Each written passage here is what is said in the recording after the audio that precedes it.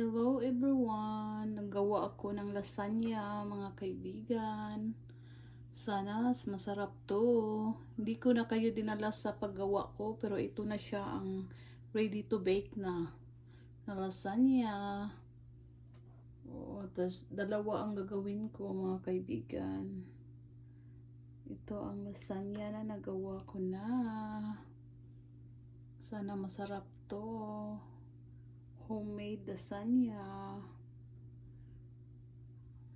Kaya subukan natin kung anong labas nito, kung masarap o hindi.